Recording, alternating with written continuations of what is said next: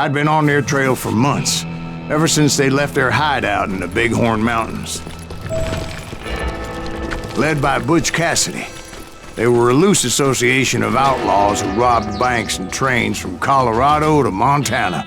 Among them was the Sundance Kid, and that murderous hombre I was tracking, Roscoe Bob Bryant.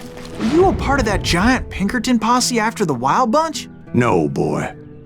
A circus like that would have slowed me down. Besides, I wanted Bryant all to myself.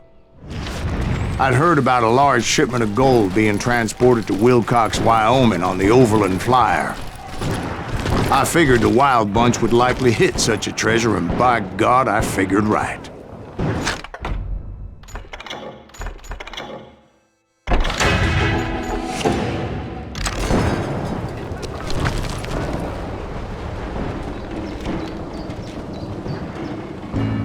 They blew the bridge with the intention of forcing the train to stop. Well, I assumed the Wild Bunch was likely in the still intact part of the train high above, so I had no choice but to make my way up through the passenger cars dangling down. I was determined to make that sumbitch Bob pay for what he did to my brothers.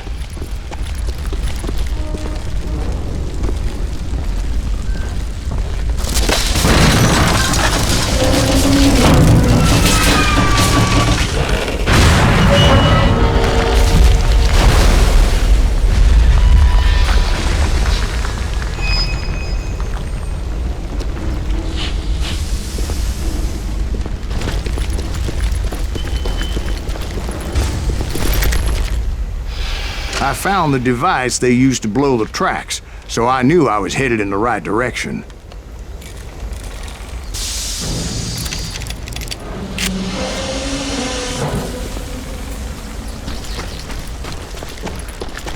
My ears are still ringing from blowing up that bridge. Well, I made my way off unscathed and came upon a few members of the gang and had no choice but to dispatch them. From there, I had to negotiate an even more precarious route. But first, I would need to get my ass out of there.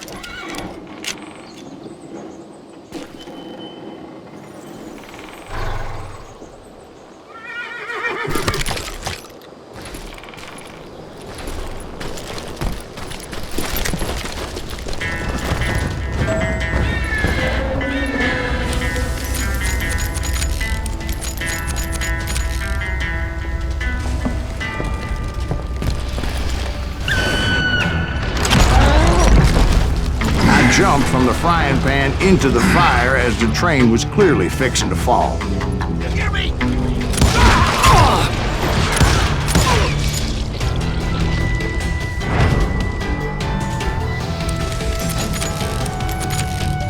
I had found the gang, but in order to find old Bob, I needed to fight my way forward past a whole passel of desperados.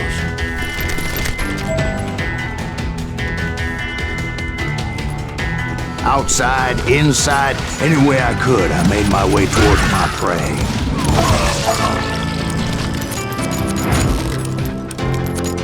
Time to... Well, what about the passengers? It was mostly a freight train, as I recall. There were no passengers aboard that day.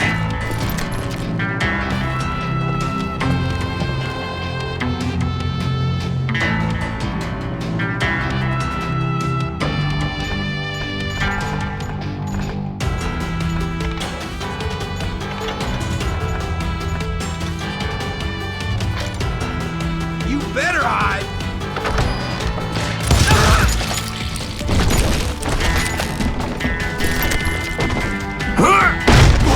One wrong move and I'd be riding this train all the way to the bottom.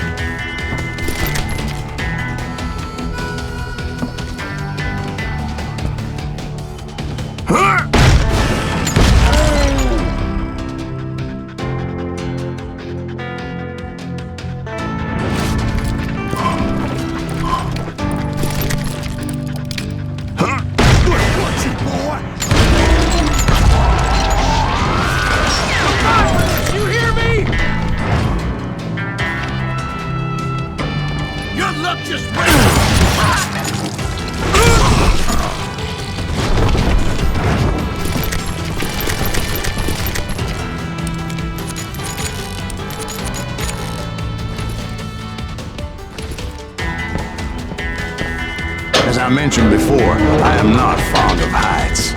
But I was too busy dodging bullets to worry about falling to my death. Odds were I was likely to die that day anyway. So I was determined to take down as many of those bastards as I could.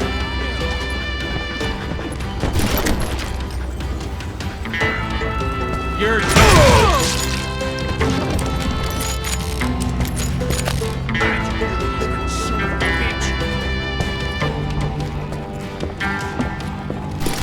You just met your match.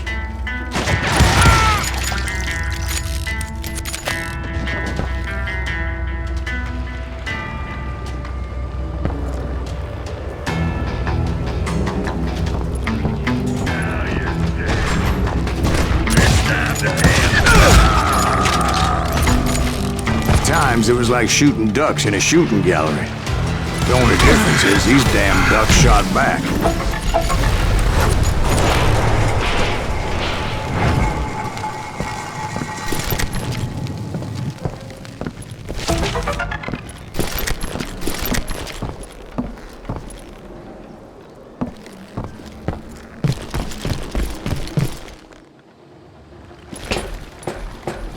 I kept hoping the law would show up and give me a hand. You mean like that giant Pinkerton posse that I read about?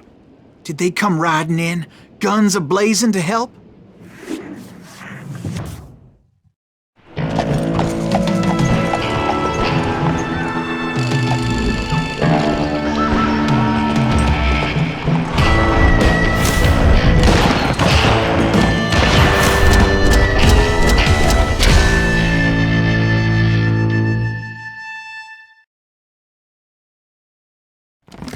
Help?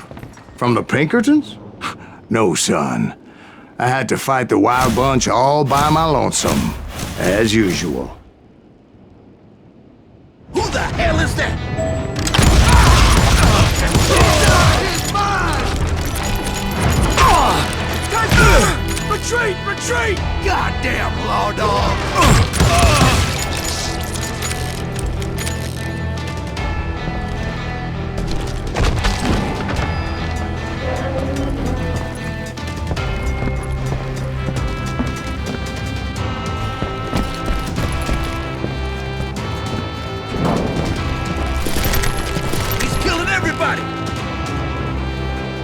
They'll kill us all!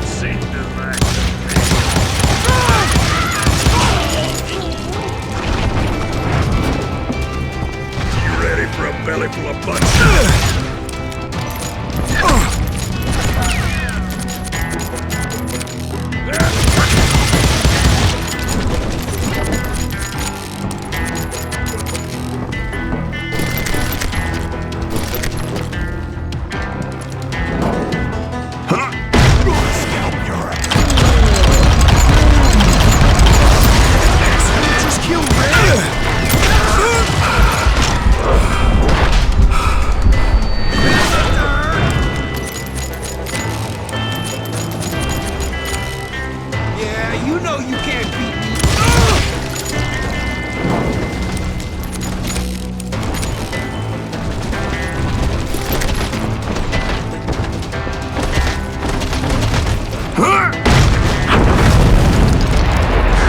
Guess is those dime novels didn't portray this as it happened, did they?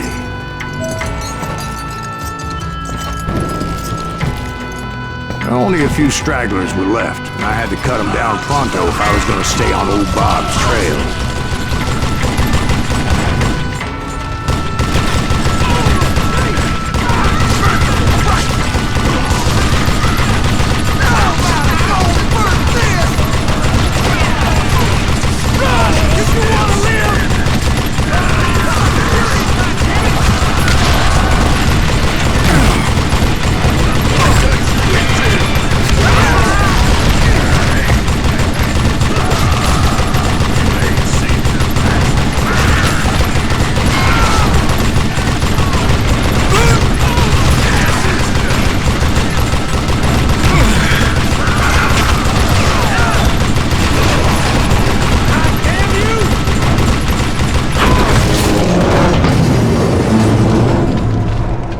Once I silenced all those guns, I went searching for my nemesis, determined to finally have my justice. But the only survivor who welcomed me was George Flat-Nose Curry. Who was he?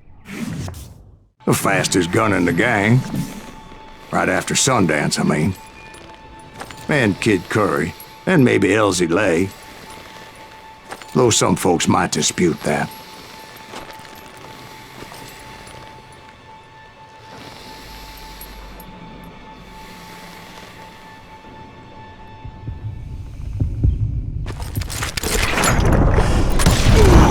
On that very same day, Butch Cassidy and the Sundance Kid decided to leave the Wild Bunch behind and decamped for South America.